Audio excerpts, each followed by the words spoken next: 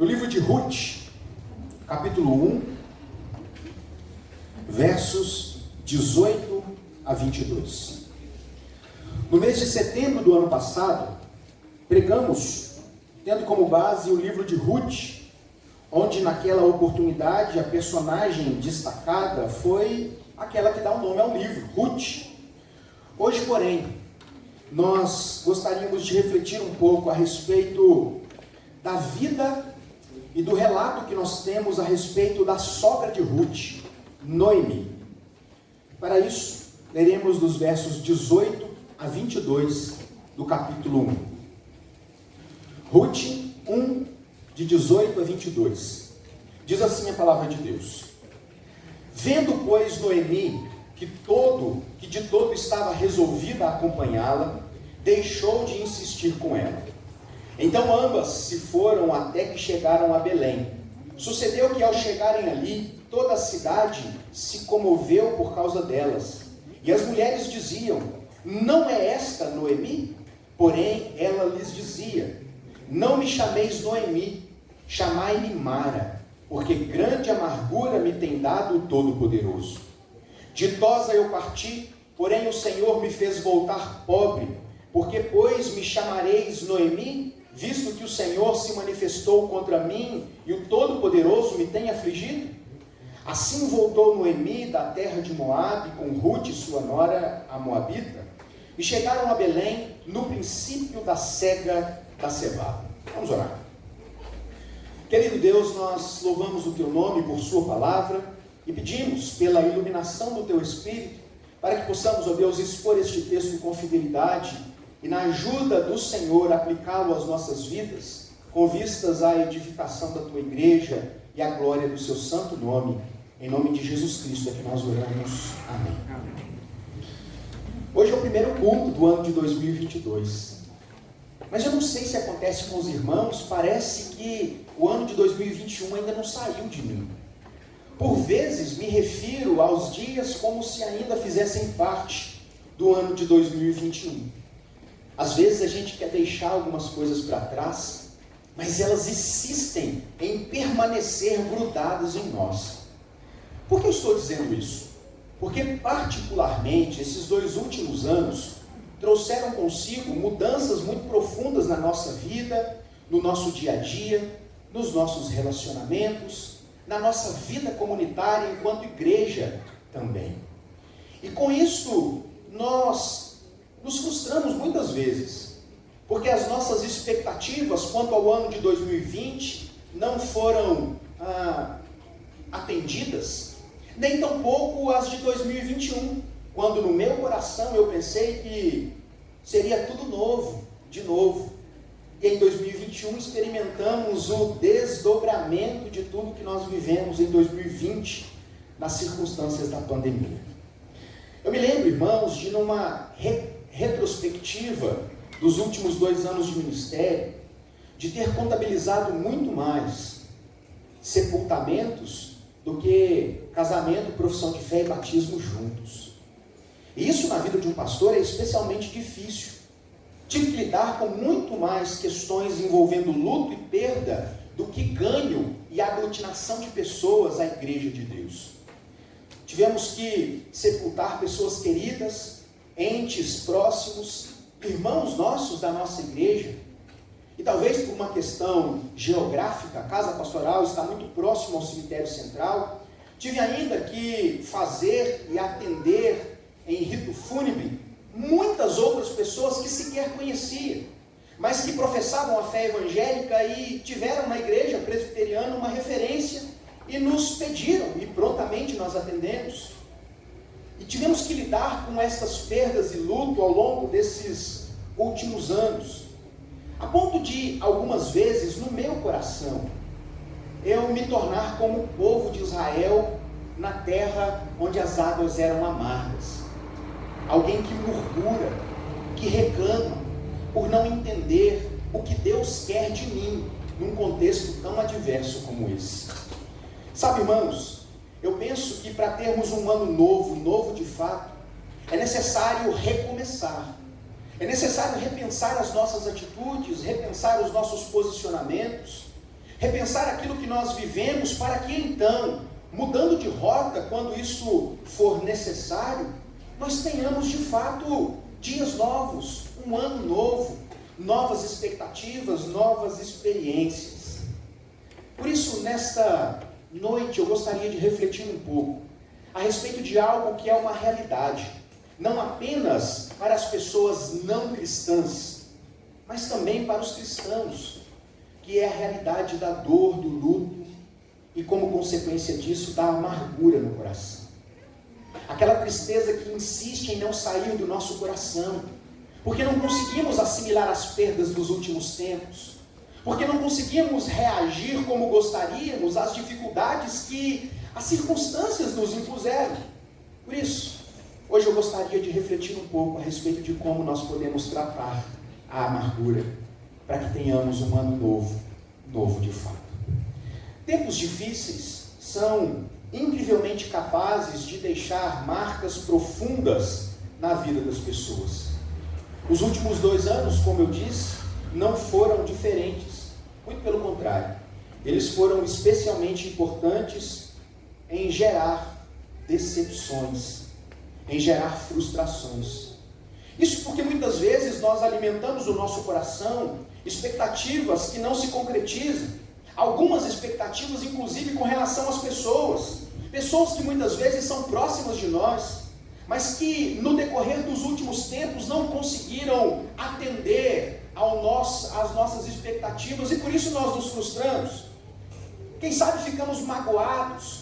Quem sabe a amargura tomou conta do nosso coração porque não conseguimos lidar com todas estas questões.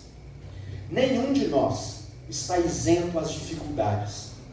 Aliás, eu penso, e esse é um posicionamento pessoal, que os cristãos, eles precisam estar ainda mais preparados para o sofrimento, porque nós tendemos a sofrer mais do que o não cristão.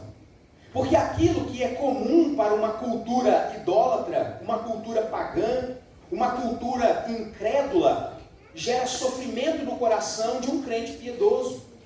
Quando as pessoas estão caminhando a passos largos para o inferno, quando nós caminhamos pela rua e nos encontramos com pessoas entregues aos vícios, pessoas que têm destruído as suas famílias, se, por um lado, hoje culturalmente isso é normal, é o que dizem, é assim mesmo, pastor. O cristão sofre com o sofrimento dos outros. Hoje pela manhã falamos a respeito de como Jesus tem poder sobre os espíritos imundos, sobre os demônios. Irmãos, como é especialmente entristecedor quando alguém está refém da ação maligna na sua vida. Ela não perde apenas o seu relacionamento espiritual com Deus, que é o maior, mas ela perde relacionamentos afetivos, laços familiares, perde o desejo de viver, porque está escravizado a uma condição que lhe impõe vergonha e uma série de outras coisas. Neste sentido, as nossas desventuras, as nossas infelicidades, os nossos insucessos, são como que sementes que às vezes caem no nosso coração. Mas eu gostaria que você pensasse nessas desventuras não necessariamente como algo que nós cultivamos, algo que nós originamos, mas que por vezes, por condições que estão alheio à nossa vontade, são semeadas no nosso coração. Muitas vezes podem gerar tristeza, e em casos mais extremos, até mesmo tristeza profunda e amargura. Segundo o dicionário da língua portuguesa, entre outras coisas, amargura significa tristeza profunda, padecimento moral, ou ainda aflição. Quantos de nós, nos últimos anos, nos sentimos aflitos em determinadas situações? Quantos foram os atendimentos que nós tivemos que lidar com pessoas que não sabiam como resolver algumas questões na sua vida? Quantas vezes nós nos sentimos perdidos em meio às dificuldades? Em Hebreus capítulo 12, verso 15, está escrito assim: atentando diligentemente para que ninguém seja faltoso, separando-se da graça de Deus, nem haja raiz de amargura que brotando vos perturbe, e por meio dela muitos sejam contaminados. É interessante, meus irmãos, como o autor de Hebreus trata a amargura como sendo algo que pode produzir raízes no nosso interior, raízes no nosso coração. E essa definição traz implicações importantes que precisam ser observadas. Tudo que tem raiz tem como finalidade última produzir frutos. E às vezes produzimos frutos de amargura porque no nosso coração alimentamos esta raiz de amargura. E o pior, irmãos, tal como uma planta polinizada é capaz de se multiplicar no terreno, esta raiz de amargura, este sentimento de tristeza profunda é contagiante. Eu não sei você, no seu núcleo de relacionamentos, eu imagino que todos tenham um conhecido assim. Alguém que é essencialmente amargurado. Alguém que reclama de tudo em todo tempo e está insatisfeito com todas as situações. Eu não sei se você já teve que lidar de forma um pouco mais prolongada com pessoas que estão sofrendo de amargura profunda. E o reflexo que isso traz no nosso coração, sabe o que é? É tristeza também. Quando nós nos relacionamos com alguém que está profundamente amargurado, nós tendemos a replicar este sentimento no nosso coração. A desesperança começa a fazer parte da nossa vida e já não temos lá tanta vontade assim de estar com pessoas desse jeito, que estão sofrendo assim. Em contraponto a isso, a Bíblia nos diz que nós devemos chorar com os que choram. É necessário estarmos com elas. É necessário termos uma palavra de esperança, mas às vezes, ao invés de contaminar, somos contaminados pelo fruto da amargura.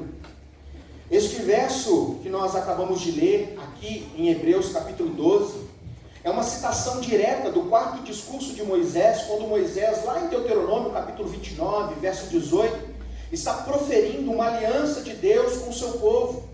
E Deus está dizendo para o povo: não cultiveis no seu coração uma raiz de amargura. Eu não sei se você já teve que lidar com determinadas pragas. Nós temos aqui muitos agricultores e, se não somos, vivemos num contexto de agricultura. Então, para lidar com pragas, nós muitas vezes precisamos lançar mão de intervenções que vão além das folhas. É necessário tratar a raiz para que ela não se multiplique. Eu me lembro quando ainda era criança, na casa da minha avózinha, mãe da minha mãe, nascia muito uma planta chamada tiririca. E eu me lembro da avó pedir para a gente arrancar as tiririca, mas era muito mais fácil passar a enxada e ir tirando ela me dizia: não é assim que faz. Esse mal tem que ser arrancado pela raiz, senão ele cresce de novo. A amargura, irmãos, é o tipo do mal que precisa ser arrancado pela raiz, para que ele não tome proporções indesejadas no nosso coração. Além do texto que lemos, que faz menção a Noemi, existem ainda muitos outros textos que tratam de amargura. Às vezes nós pensamos que, por sermos cristãos, é um tipo de sentimento que não podemos ter no coração. Não deveríamos, mas somos seres humanos, nós somos pecadores. E sim, tristeza é uma realidade que nos assiste. Apenas para citar alguns casos, eu gostaria de ler aqui para os irmãos, 1 Samuel capítulo 22, versos 1 e 2, a história de Davi. E o texto de 1 Samuel diz assim: Davi estava fugindo de Saul, num contexto de perseguição. Ele estava bem triste. Olha o que Samuel registra. Olha o que está registrado em 1 Samuel. Davi retirou-se dali e se refugiou na caverna de Adulão. Quando ouviram isso, os seus irmãos e toda a sua casa, a casa de seu pai, desceram ali para ter com ele, estar com Davi. Ajuntaram-se a ele todos os homens que achavam-se em aperto, todo homem endividado e todos os amargurados de espírito. E ele se fez chefe deles, e eram com eles uns 400 homens. Davi estava vivendo num contexto de perseguição, E aquele chamado homem segundo o coração de Deus estava não apenas tristezinho, mas estava amargurado de espírito. E o texto nos diz que enquanto Davi se refugiava nesta caverna, os seus mais chegados da casa de seu pai ficaram sabendo que Davi estava angustiado. E aí, irmãos, foram para lá ter com Davi para ver o que estava acontecendo. E partiram para ali todos os que estavam em algum tipo de aperto, vê se você se enquadra aí, em algum tipo de aperto, endividado, amargurado de espírito. E esse contingente somou 400 homens. Davi virou o chefe dos amargurados do seu tempo. Davi, juntamente com 400 homens que estavam em profunda tristeza, se viram numa condição de raiz, de amargura. Deus deseja nos libertar disso tudo. Para citar, além de Davi, Jó, em espírito amargurado, Isaac e Rebeca, Ana e a própria Noemi são exemplos de pessoas que estiveram amarguradas de alma por alguma contingência que sofreram ao longo da vida. Assim, meus irmãos, por causa de fatores múltiplos, nós podemos, em algum momento da nossa caminhada, estar nos sentir amargurados, tendo que lidar com estas questões no nosso coração. O ano de 2022 já começou. Se talvez assim como eu, você não se deu conta, já começou. E nós, de fato, entraremos nele, se nós nos livrarmos daquilo que torna a nossa vida mais difícil, se nós aprendermos a tratar o nosso coração. O texto que lemos conta um pouco da breve história de Noemi. A história de Noemi nos mostra como Deus é capaz de transformar um coração amargurado, profundamente entristecido, em um coração plenamente transformado e restaurado. A história de Noemi se dá quando ela, junto com seu marido, moravam em Belém, em Judá, e veio um tempo de escassez, a primeira dificuldade. E então, desobedecendo a ordem de Deus para ficarem ali na sua terra, Elimeleque e Noemi partem para Moabe, e eles constituem uma vida no meio de um povo que não era o seu povo. Alianças são feitas, a sua casa é estabelecida ali. Noemi tem 2 filhos, homens, e isso é importante demais numa sociedade patriarcal. E esses 2 filhos casam com outras 2 mulheres, não judias, mas moabitas. Entre elas, Ruth, que é a personagem mencionada no texto. Ocorre, irmãos, que o infortúnio veio a bater a porta de Noemi. Ela perde o seu marido e ela perde os seus 2 filhos. Aquela que antes fora ditosa, feliz, agora se vê em apuros, estando num contexto cultural diferente do seu, e sem ter quem possa lhe defender, prover sustento para ela. Estava ela e as suas 2 noras, 3 mulheres, vivendo num contexto de abandono, porque não tinha quem provesse sustento para elas. Noemi então decide voltar para a sua casa, para os seus, para ajudar. E então ela diz para as suas noras, elas insistem em ir com ela. Não, a gente não tem mais nada, nós só temos a senhora. E então Noemi para num determinado momento e diz: não, vocês não podem ir comigo, vocês precisam reconstruir a vida de vocês, vocês têm condições para isso, mas eu já sou muito velha, eu não posso me casar de novo e prover um marido para vocês, não vai dar tempo, porque esta era o que regia a tradição do povo judeu. Mas então Ruth faz uma declaração muito importante para Noemi. Ela diz: minha sogra, faz isso comigo não, eu vou para onde a senhora for, o seu povo é o meu povo, e o seu Deus é o meu Deus. Perceba que já houve propósito para a ida de Noemi para Moabe. Ruth foi alcançada pela graça de Deus, e o Deus desconhecido para os moabitas tornara-se o Deus de Ruth. E agora aquela jovem moça, bonita, está disposta viver o resto da sua vida cuidando da sua sogra. Imagine você, como você se relaciona com a sua sogra. Ruth fez uma declaração de amor aqui, irmãos, muito mais bonita e mais profunda do que muitas declarações de Salomão, por exemplo. E elas então voltam para Judá. E quando as duas chegam, o boca a boca corre, né, irmãos? Então as pessoas ficaram sabendo, puxa vida, Noemi voltou, tadinha, nossa, que sofrida. E elas então reconhecem Noemi e dizem, nossa, não é Noemi que está voltando?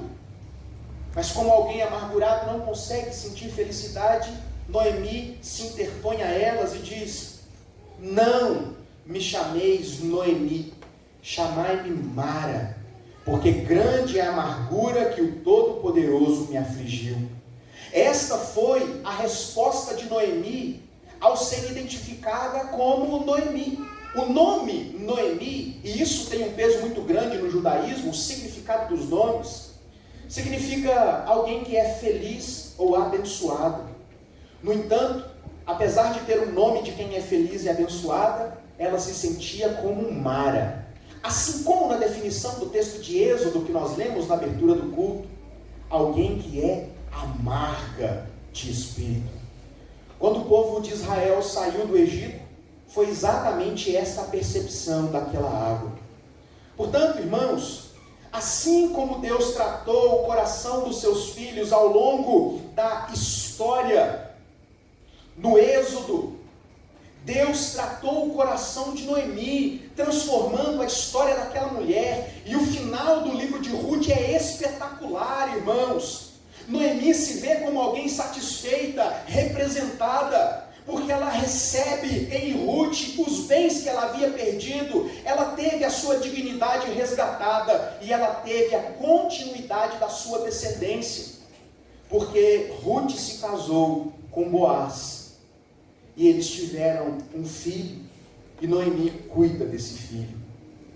Meus irmãos, assim como Deus restaurou a história do povo de Israel, tirando a amargura e dando água doce, assim como Deus restaurou o coração de Noemi, tirando a amargura de alma, assim como Deus restaurou Ana, uma mulher amargurada de espírito, assim como Deus mudou a realidade de Davi, de Jó e tantos outros, Deus pode mudar a realidade da nossa vida.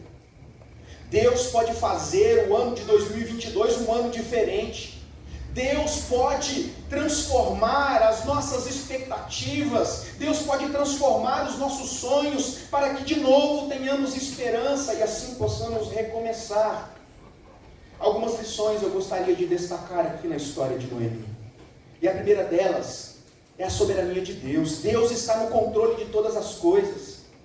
Embora Noemi não entendesse a razão pela qual ela estava passando por aquele verdadeiro deserto em sua vida, isso não mudou o fato de que Deus estava no controle da sua história. Perceba, irmãos, qual a probabilidade de Ruth reconhecer Yahvé como Senhor da sua vida?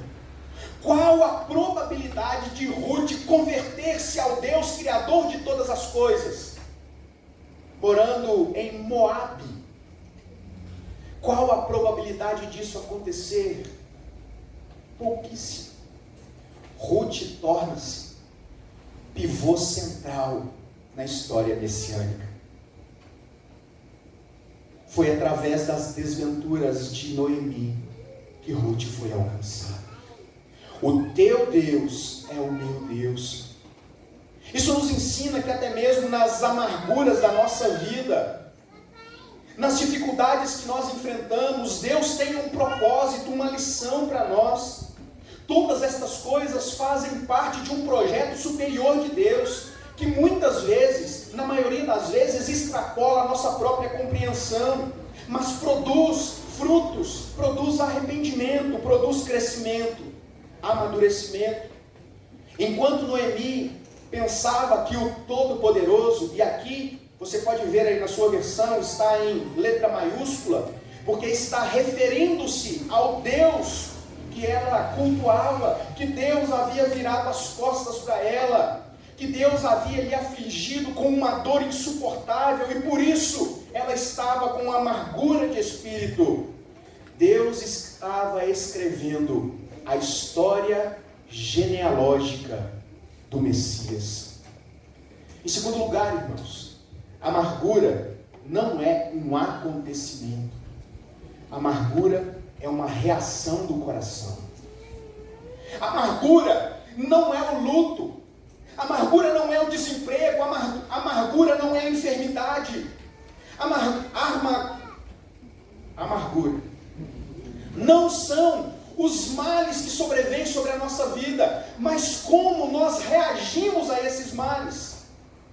Eu gosto muito de uma frase do reverendo Arival Dias Casimiro, quando ele diz o seguinte: a nossa vida é formada por 10% daquilo que acontece conosco e 90% da forma que nós reagimos a estes acontecimentos. Eu não sei se você conhece alguém ansioso. Se não conhece, muito prazer, meu nome é Albert. Eu sou alguém ansioso. E eu entendo que esse percentual, no meu caso, talvez seja até um pouco maior do que o apresentado por reverendo Arival. Porque sabe, irmãos, a nossa vida é formada por aquilo que de fato acontece, mas muito mais por aquilo que nós alimentamos como expectativa, que por sua vez pode produzir ansiedade, pode trazer depressão, tristeza, amargura no nosso coração. A questão não é se nós temos dificuldade, mas como nós reagimos à dificuldade. A questão não é se o luto é uma realidade para o cristão, mas como nós reagimos ao luto. Se a crise econômica produz desemprego, mas como nós reagimos ao desemprego, ao dia mau, às dificuldades da vida. Em João, capítulo 16, verso 33, Jesus nos adverte: fiquem tranquilos, no mundo vocês terão aflições. Mas sabe o que é belo? Jesus não se satisfaz em nos apresentar a realidade. Ele consola o nosso coração dizendo: fiquem animados, porque eu venci o mundo. Jesus está dizendo: fiquem tranquilos, tenham esperança, porque eu posso prover alegria em meio ao sofrimento. Queridos, a questão aqui não é se nós enfrentaremos dificuldades, mas como nós reagiremos a ela. A nossa atenção não deve recair em apenas identificar os problemas, porque se a gente viver assim, irmãos, você vai ser triste demais. Porque todo dia tem gente cometendo assassinato, todo dia tem gente cometendo adultério, todo dia tem algo que faz com que a bolsa inverta, que a balança comercial piore, algo de ruim está acontecendo. A nossa atenção deve recair em como nós podemos reagir biblicamente às dificuldades que nós enfrentamos. Alimentar o nosso coração de ressentimento, revoltas e amargura trará consequências não apenas para você, mas também para as pessoas que estão ao seu lado. Como o texto de Hebreus capítulo 12 que nós lemos. Amargura é como vírus, é contagiante. E é o tipo do vírus que não adianta com máscara. Ele é sentido, percebido, internalizado e por fim experimentado. Em terceiro e último lugar, a amargura é resultado das nossas frustrações. Noemi saiu de Belém, de Judá, com seu marido. Eles não estavam dispostos a suportar aquele tempo de dificuldade, eles vão para Moabe. Moabe lhes pareceu bem, uma fuga da fome. No entanto, foi exatamente ali que ela experimentou a maior decepção da sua vida. Ela perdeu o seu marido e os seus 2 filhos. Os planos de Noemi foram completamente frustrados. Enquanto ela estava procurando suprir as suas necessidades, saciar os seus desejos, realizar os seus sonhos. Muitos dos nossos planos podem e serão frustrados. Mas como lemos na declaração de Jó, no prelúdio do culto, os planos de Deus não podem ser frustrados. A questão para nós é se nós queremos, de fato, realizar os nossos sonhos ou viver os de Deus para nós.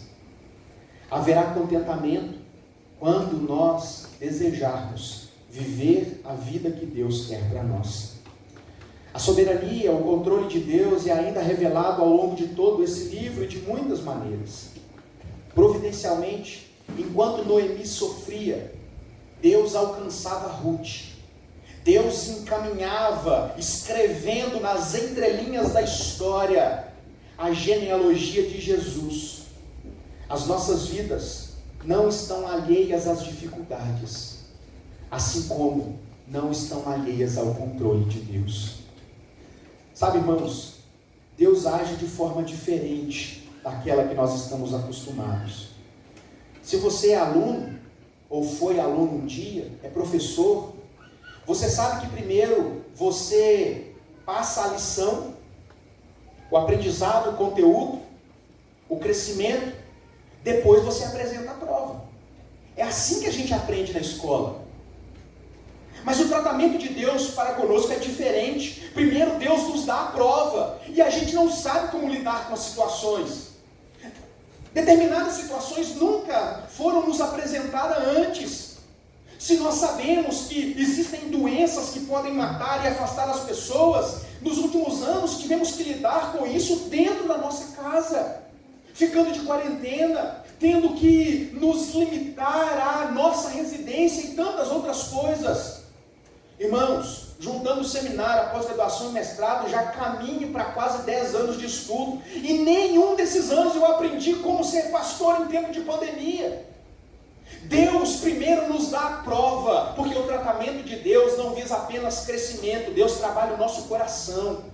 Isso nos ajuda a entender que, em primeiro lugar, nós não somos capazes de prover soluções eficazes, capazes de gerar contentamento pleno. Isso nos dá conta de que nós dependemos sempre de Deus. E assim, irmãos, todas as vezes que somos provados, todas as vezes que passamos por dificuldades, Deus está nos mostrando que tudo o que nós precisamos saber é que Ele está no controle. Tudo o que nós precisamos saber, quando não sabemos o que fazer, é nos lembrar que se os nossos planos podem ser frustrados, os de Deus nunca poderão ser frustrados. Enquanto Noemi via apenas as amarguras da sua vida, Deus trabalhava o rumo da história.